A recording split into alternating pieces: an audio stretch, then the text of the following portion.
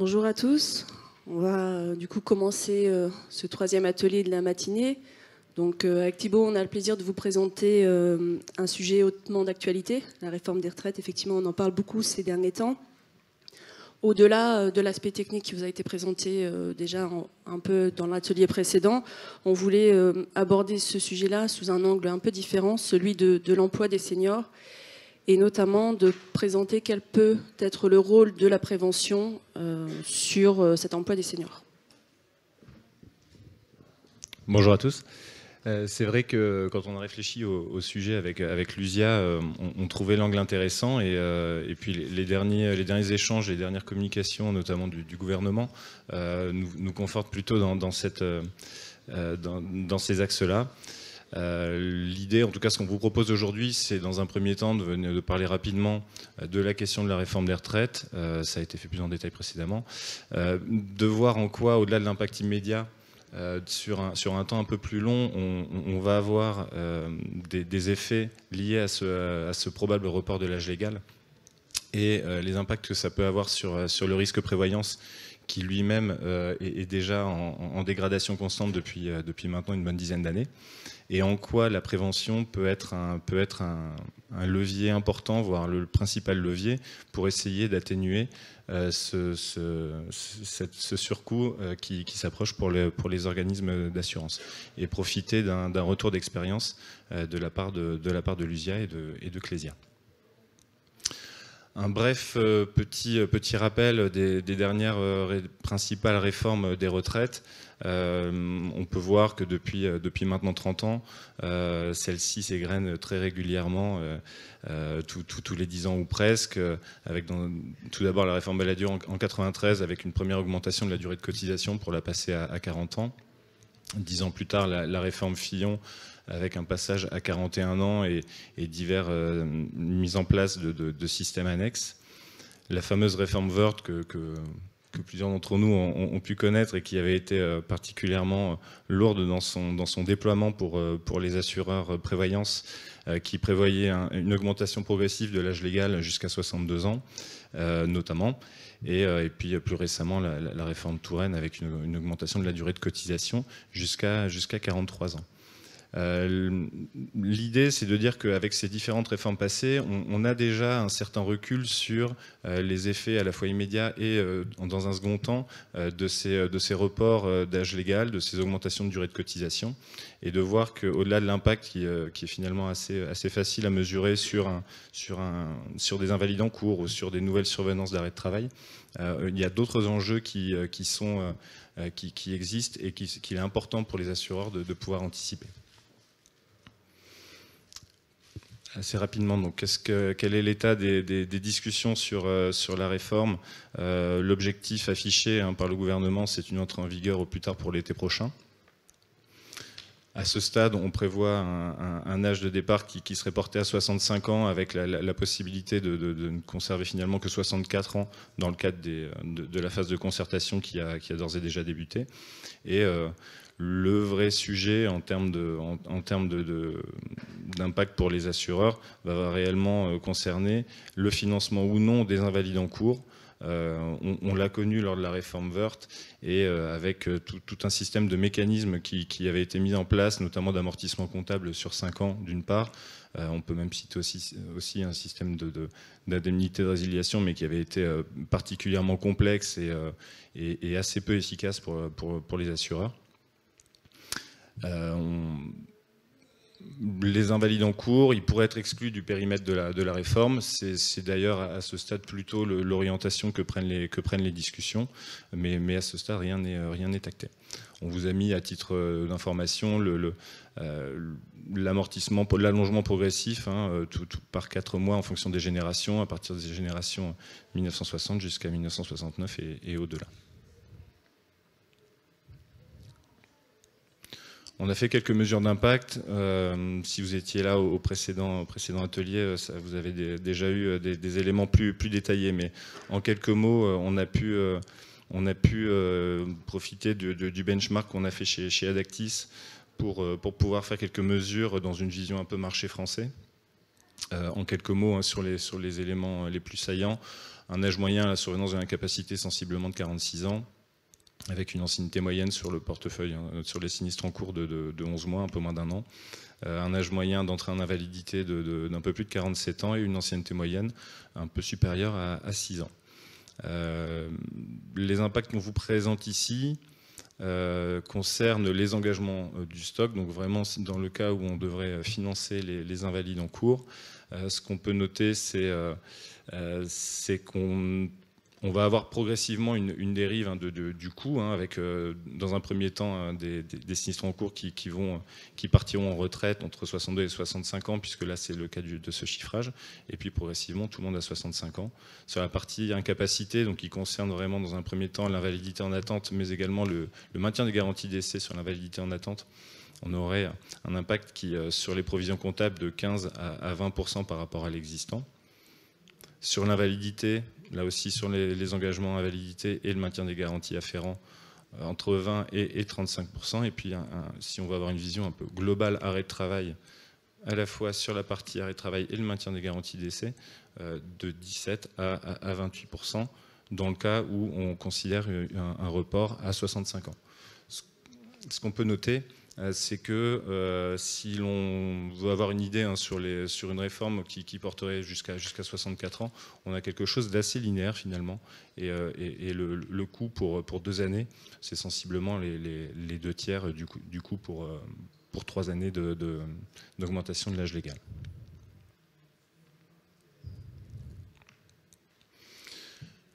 L'autre volet concerne les nouvelles survenances. Dans le cas où l'âge légal des invalides serait maintenu à 62 ans. Là, l'ordre de grandeur, d'un point de vue tarifaire, si on doit donner un chiffre un peu en vision moyenne sur l'arrêt de travail, c'est de l'ordre de 15% à la mise en place de la réforme. Ce qu'on peut noter aussi, c'est qu'il n'y a pas que l'arrêt de travail qui est concerné. On aurait aussi dans une moindre mesure la santé, le décès, et puis le décès au sens large avec à la fois les capitaux et les rentes. Donc le point où on voulait en venir, c'était que au-delà de ces impacts immédiats, on va avoir ensuite un vieillissement progressif de la population active et donc d'autres effets qui vont arriver. Pour nuancer les propos de Thibault, effectivement, cet impact de 15 à 25% dépend fortement du portefeuille, de l'âge moyen, des catégories de métiers. Effectivement, des cadres n'auront pas les mêmes taux d'arrêt de travail que des ouvriers. Donc c'est vrai que c'est des taux qui sont adaptés à chaque portefeuille.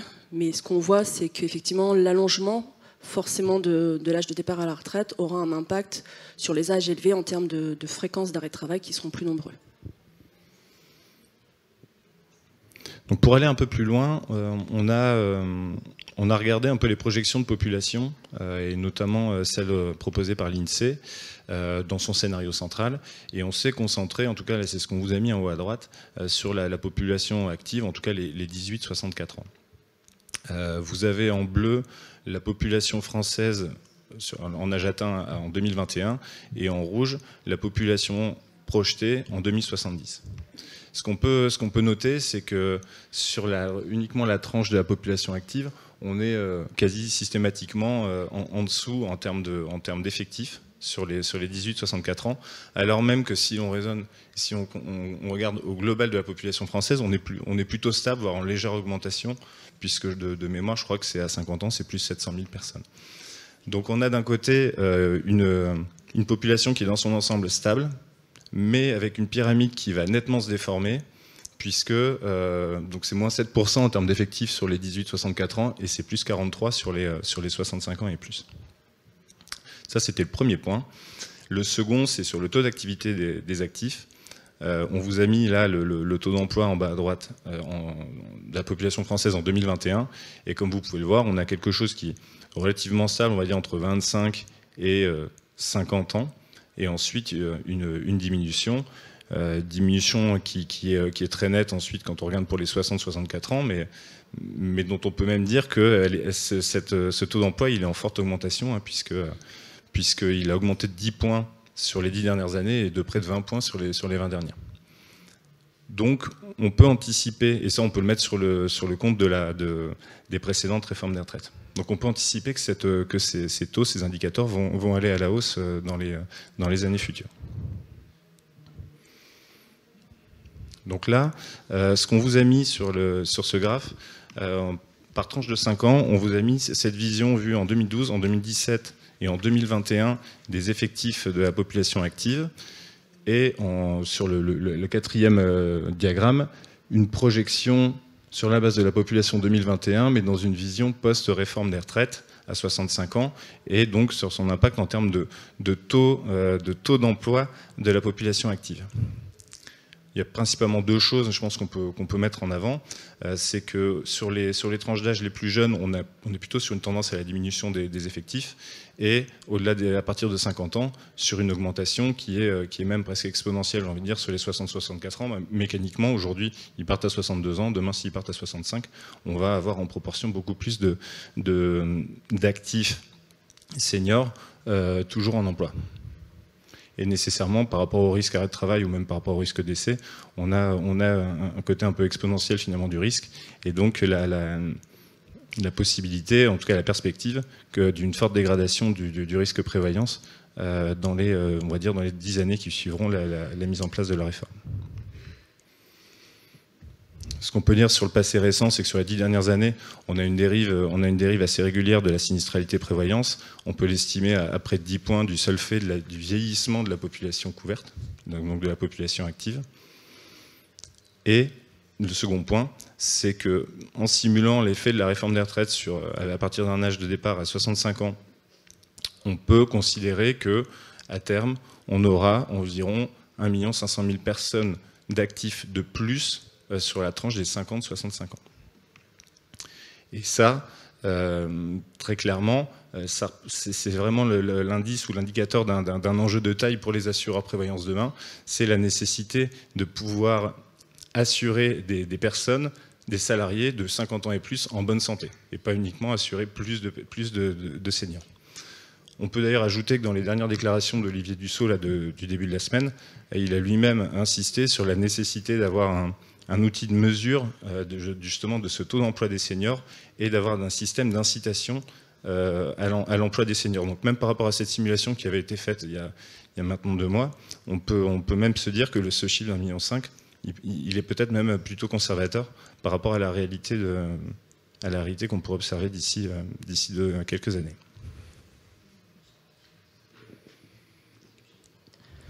Donc face à cette situation, ce qu'on voit, c'est que pour maîtriser le risque à l'arrêt de travail avec cette réforme des retraites, il va falloir que nos seniors travaillent plus, et surtout qu'ils travaillent plus en étant en bonne santé.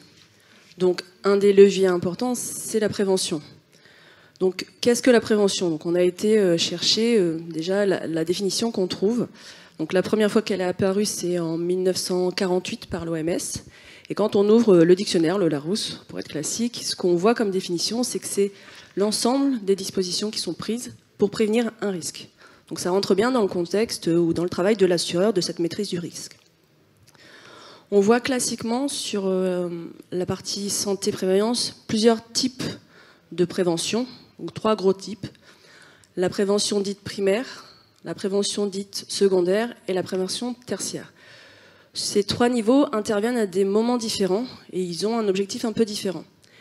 La prévention primaire, elle intervient en amont de la réalisation du risque, c'est-à-dire en amont de la maladie.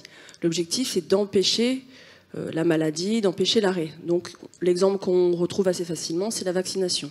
C'est vraiment celle qui intervient tout au départ. Vous avez ensuite la prévention dite secondaire. Elle intervient quand le risque est déjà là, il est réalisé, l'objectif étant de limiter sa portée. Donc elle intervient à un niveau précoce. L'objectif, on limite les atteintes sur la santé des salariés. Donc un exemple concret, c'est le dépistage. Et enfin, la 3e prévention, c'est la prévention dite tertiaire. Elle intervient quand le risque s'est réalisé, l'objectif étant de limiter son impact. Donc le dommage, il a déjà lieu, c'est une prévention plutôt curative. Ce qu'on voit, c'est que si on veut avoir un vrai impact sur la santé des salariés, il faut intervenir au plus tôt. Il faut empêcher, autant que faire se peut, le risque de se réaliser. Donc les bénéfices sont les plus importants quand on arrive à intervenir sur la prévention primaire. Quelques chiffres sur la prévention, et notamment, on va dire, une comparaison entre la France et certains de ses voisins et d'autres pays, au niveau des dépenses qu'elle consacre, ramenées au budget total de la santé du pays. Ce qu'on peut voir, c'est que la France fait plutôt partie des mauvais élèves, entre guillemets, notamment par rapport à certains de ses voisins européens et nord-américains. On a le Canada, par exemple, qui est loin devant. Puisque la France consacre moins de 2% de son budget de santé total, sur les chiffres 2019, à la prévention. La moyenne de l'UE, c'est un peu plus de 3%, donc on est quand même assez décroché. Ce qu'on peut noter aussi, c'est qu'un pays comme la Suède, par exemple, est à plus de 3%. Et si on essaie de faire un lien avec une autre notion qui est celle d'espérance de vie en bonne santé, un autre élément qui nous semblait intéressant à mettre en exergue, c'est que sur la base des chiffres 2020, au niveau de l'UE et des 27, la France est la première en termes d'espérance de vie à 65 ans. En revanche, si on regarde l'espérance de vie en bonne santé, elle n'est plus que 9e. Et ça, finalement, c'est quand même assez interpellant, parce que ça veut dire qu'en France, on vit plutôt vieux, mais pas nécessairement dans des conditions de bonne santé. Et ça, on peut faire un lien avec le faible poids des budgets de prévention qui sont consacrés en France. La Suède, qui fait plutôt partie des précurseurs en termes de prévention, est première en termes d'espérance de vie en bonne santé, au moins en tout cas au niveau de l'Union européenne.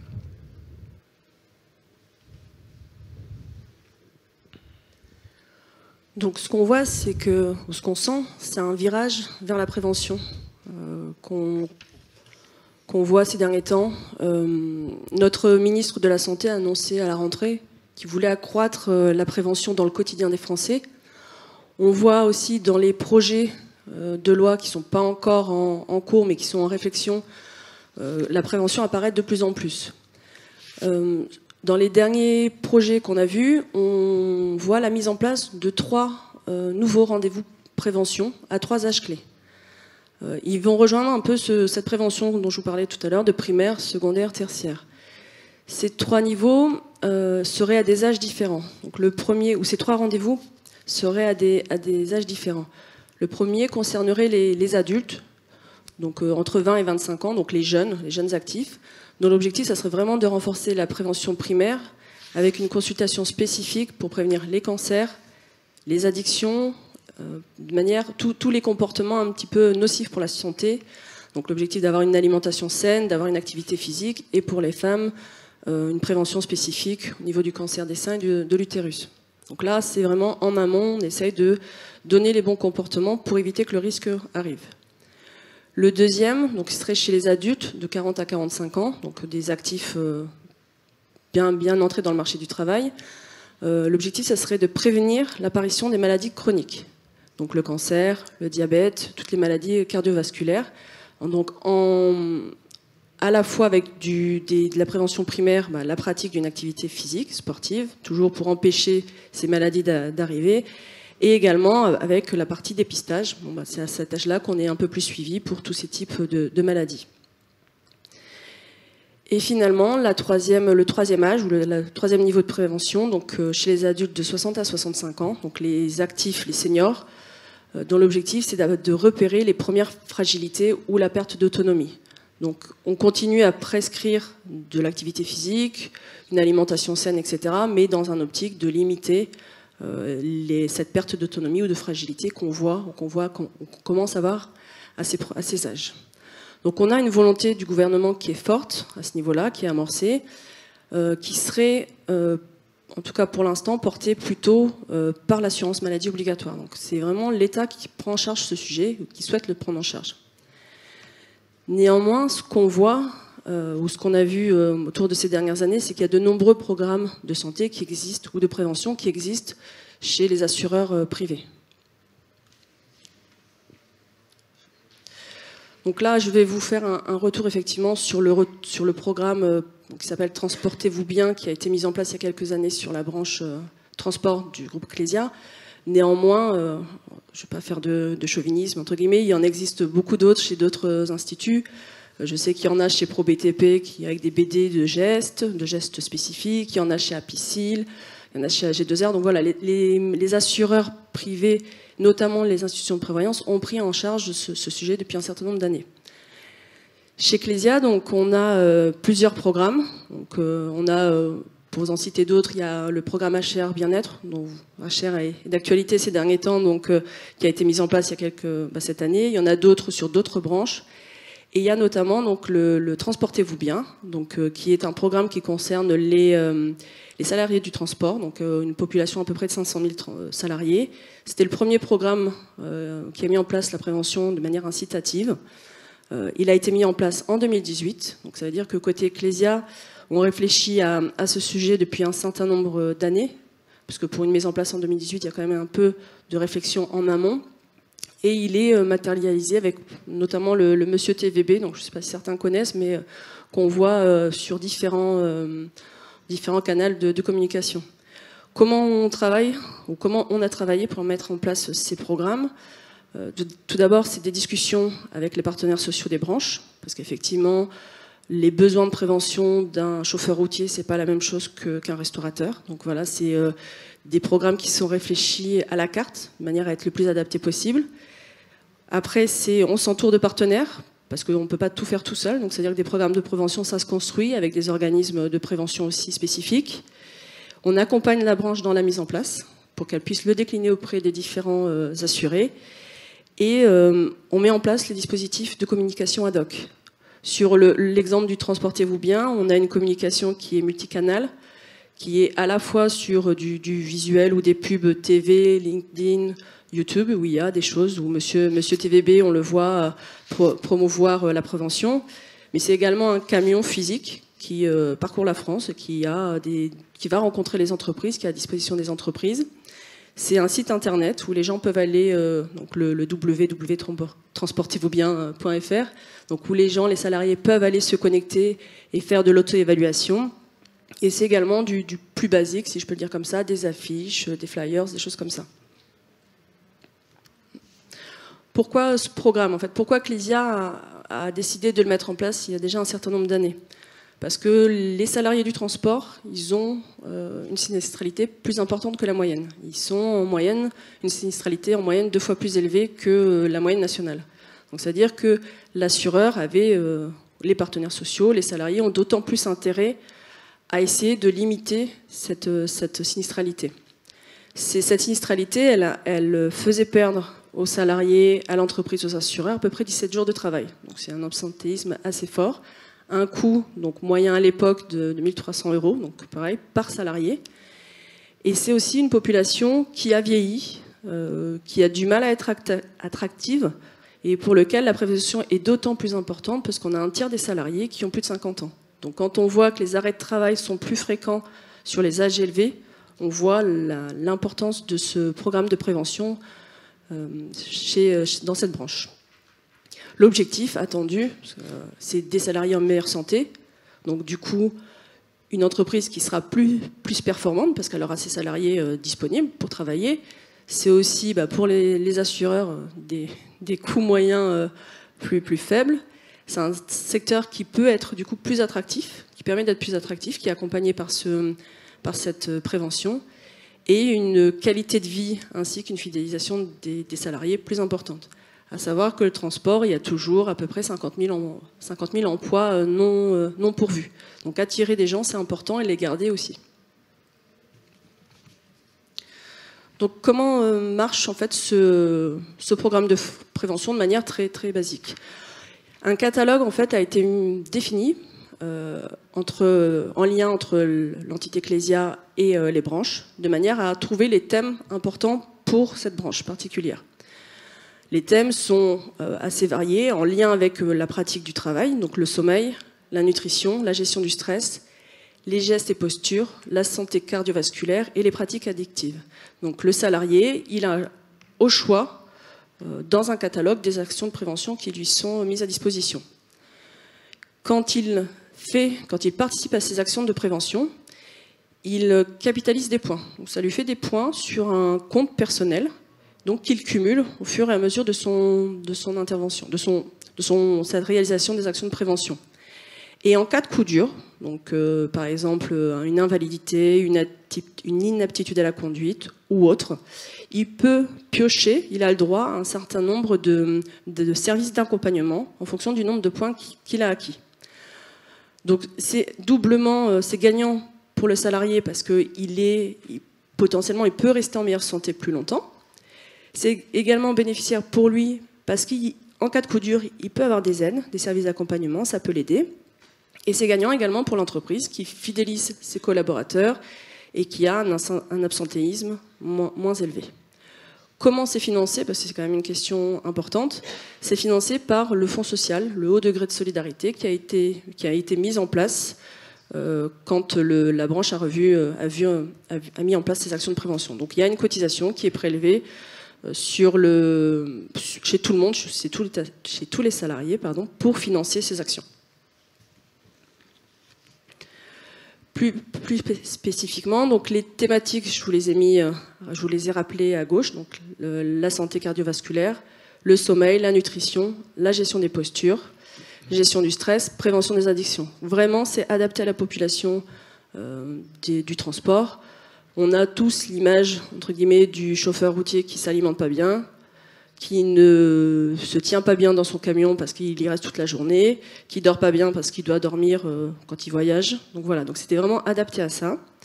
Et quelles sont les modalités de prévention qui ont été mises en place? Elles sont diverses. On a à la fois de l'auto-évaluation, c'est-à-dire que l'assuré, sous incitation de son employeur, il peut aller se connecter au site et regarder, s'auto-évaluer. Est-ce que je dors assez? Est-ce que je mange bien? Etc.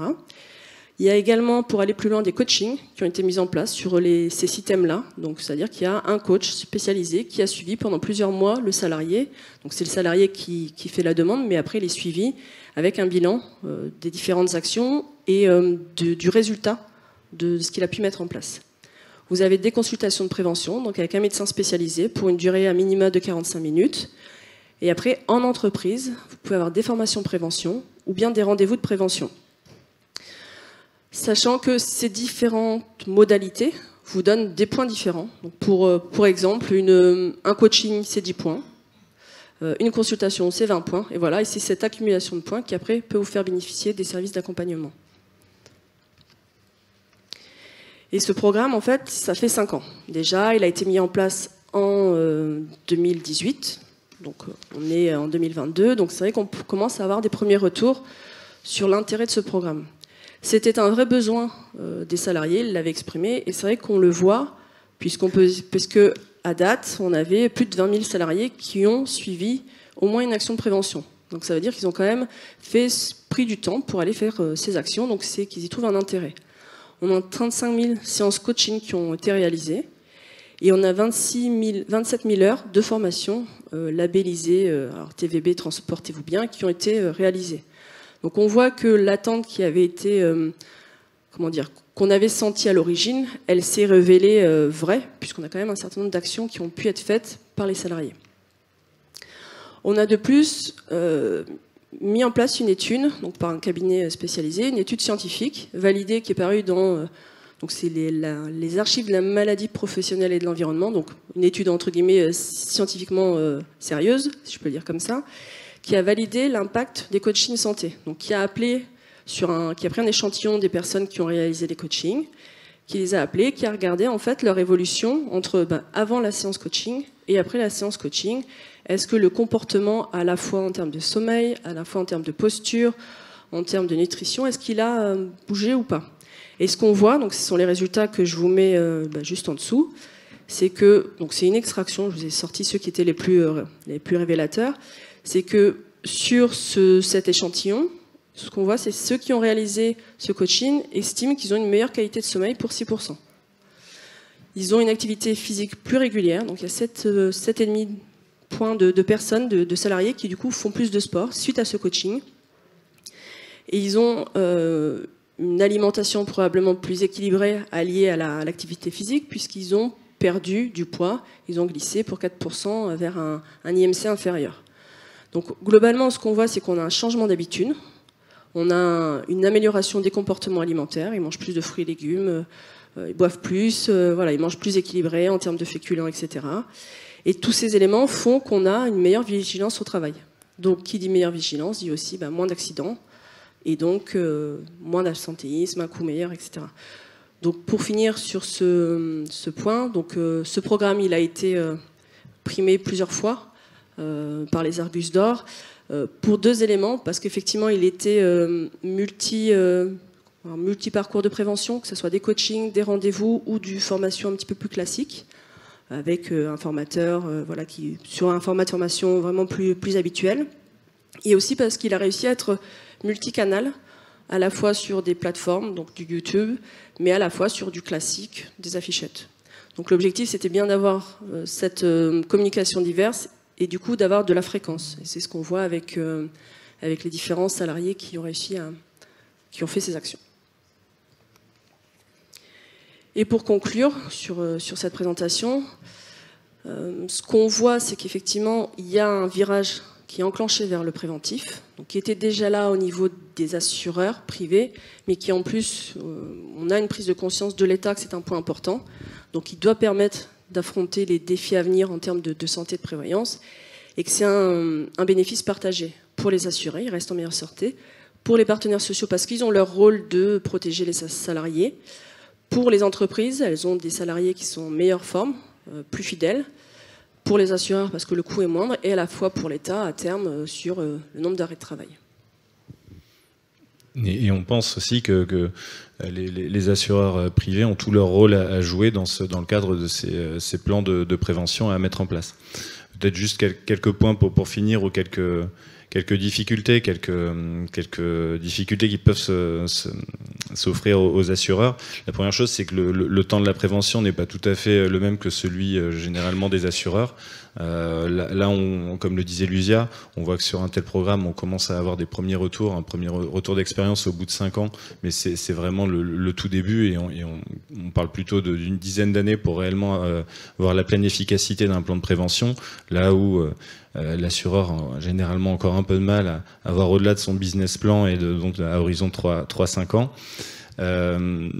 Je pense qu'on peut aussi voir 2 autres difficultés peut-être sur la mise en place de plans de prévention par des assureurs, par des complémentaires. La première, c'est déjà d'un point de vue purement réglementaire. Le RGPD, au niveau de la manipulation des données personnelles, au niveau des données de santé, est là pour protéger les assurés, mais c'est de nature quand même à complexifier la proposition que peut offrir un assureur, notamment vis-à-vis de la prévention du risque sur la santé et la prévoyance. Et puis en lien aussi avec ce volet-là, il y a peut-être une forme aussi encore de méfiance par les Français lorsqu'il s'agit de partager des données avec l'assureur. C'est peut-être moins le cas lorsqu'ils vont mettre une montre connectée autour du poignet et envoyer ça à leur opérateur téléphonique, ou en tout cas à celui qui fabrique le téléphone, mais il y a encore cette petite réticence, et qui convient sans doute d'arriver à surmonter pour que le plan puisse pleinement fonctionner. Et en dernier mot, pour revenir plus globalement sur la maîtrise du risque arrêt de travail, on l'a pris sous l'angle de la réforme des retraites. On pense que ça va bien au-delà, et la question de la prévention également, le vieillissement plus général de la population. On voit aussi des mutations très rapides et très profondes des modalités de travail pour beaucoup de corporations. Tout ça est de nature à avoir des impacts à court terme sur la santé des Français, et en cela, le virage vers le préventif et une réponse importante pour pouvoir y remédier.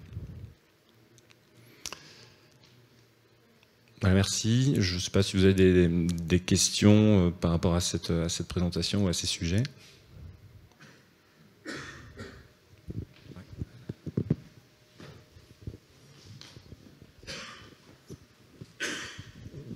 Oui, merci pour la présentation. Alors, au-delà des améliorations qualitatives qu'on a vues sur les salariés du transport, est-ce qu'on a observé par tranche d'âge des baisses de fréquence ou des baisses de durée moyenne d'arrêt?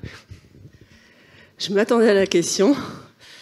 Difficile de vraiment le chiffrer, parce qu'effectivement, comme disait Thibaut, on a un temps long, ce qui fait qu'on voit mécaniquement qu'il y a des effets d'amélioration sur la santé. Néanmoins, le lien en termes de SP est compliqué à faire et à date, on n'a pas réussi à le faire. Également aussi, il faudrait être en capacité de raccrocher ceux qui ont fait les formations de ceux qui sont en arrêt de travail. Donc on est encore loin de ce sujet-là.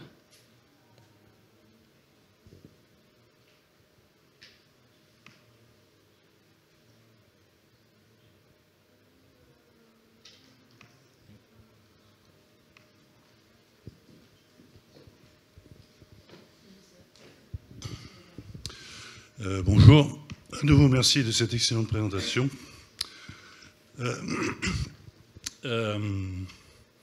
Je pense que vous faites la démonstration que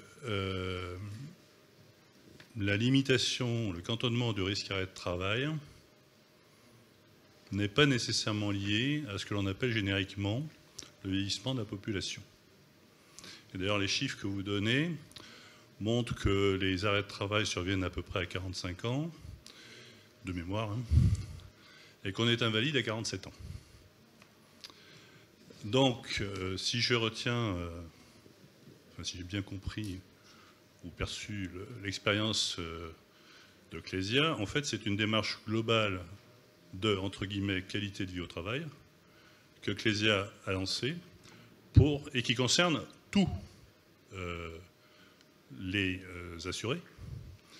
Et ce que l'on pourrait dire, ce que l'on retrouve à peu près dans la littérature, c'est que les bons gestes et les bonnes habitudes préventives prises tôt ont des effets sur le long terme.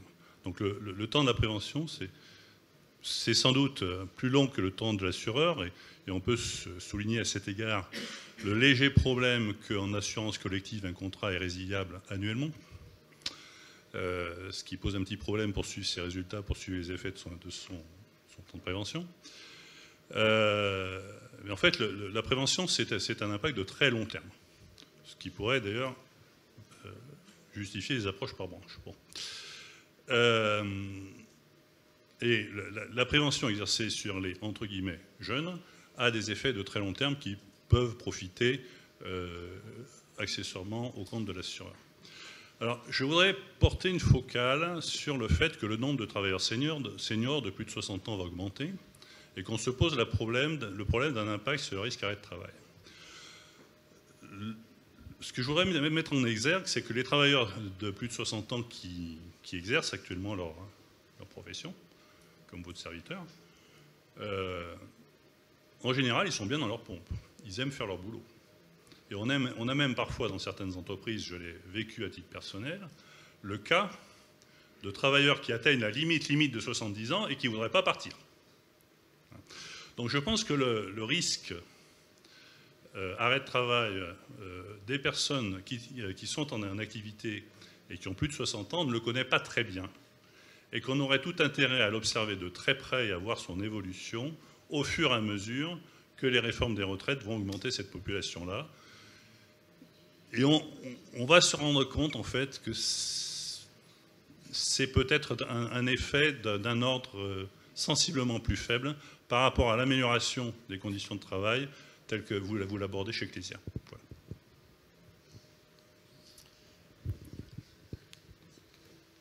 Voilà. Merci pour votre observation. Oui, je pense qu'on...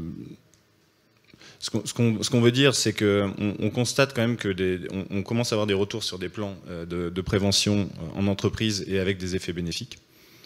Ça reste encore assez récent. C'est le premier point. Le second point, c'est qu'on sait qu'une réforme des retraites va arriver l'année prochaine et n'attendons pas d'avoir du recul et 10 ans de recul sur cette réforme des retraites pour commencer à mesurer a posteriori les effets sur la santé des actifs les plus âgés. Donc intervenons dès à présent, c'est littéralement la définition de la prévention. Je pense qu'en cela, on se rejoint, en tout cas sur la conviction qu'on a, qu'on partage sur la nécessité d'intervenir. Peut-être le point qui aujourd'hui est encore un peu flou, on sent qu'il y a une vraie volonté, à la fois du gouvernement, on voit aussi que du côté de l'assurance collective, la prévention se démocratise depuis une dizaine d'années. Aujourd'hui, c'est peut-être pas nécessairement coordonné. On voit que les dernières annonces du gouvernement plaident plutôt pour quelque chose, une chasse gardée de l'assurance maladie obligatoire, là où les FED plaident plutôt pour quelque chose de plus collégial. Ça, c'est le premier point. Le second point, c'est qu'on voit qu'en termes de prévention, on a, et ça je pense que c'est avéré, la possibilité d'intervenir à tous les âges et à de différentes manières pour prévenir plusieurs types de risques, on va dire la déclinaison du risque plus global de la prévoyance et de l'arrêt de travail. Tout cela, c'est un sujet qui, je pense, est passionnant, qui est assez nouveau. Comment ça va s'agencer et notamment entre le public et le privé, ça reste à faire, ça reste à construire, et je pense ensemble, comme l'a dit Lucia, je pense que au niveau de la collective, il y a une vraie expertise, il y a une vraie connaissance des populations, du risque, et il y a quand même cette notion de faire quelque chose d'un peu sur mesure et pas uniquement d'uniformiser, parce que il y a des bonnes pratiques évidemment qui peuvent être partagées par tous et qui sont objectivement bonnes pour la santé humaine.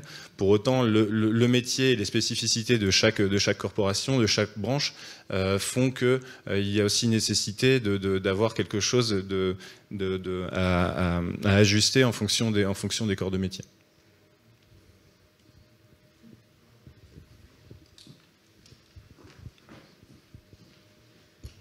Moi, j'avais juste, plus une observation qu'une question.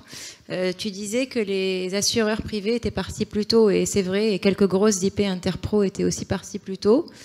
Avec un turnover sur le collectif qui est plus important quand même dans le secteur privé, je me dis que certainement que côté IP Pro, en fait, vous allez pouvoir rattraper ce retard plus rapidement, parce que vous avez des populations stables.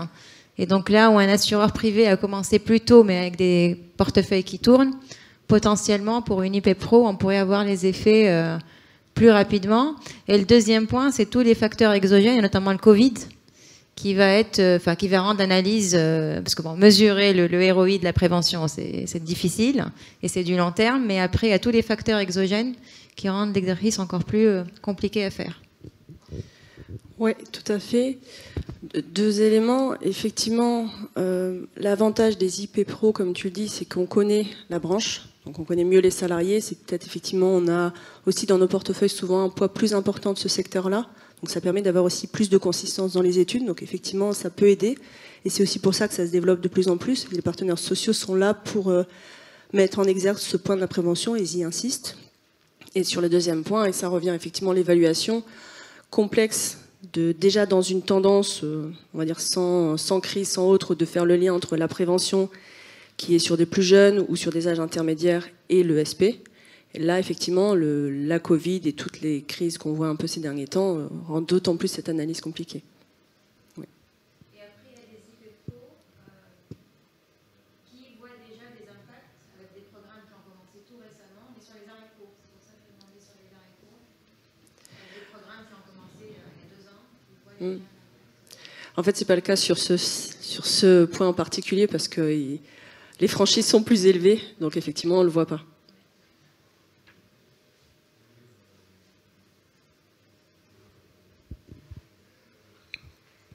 Pas d'autres questions?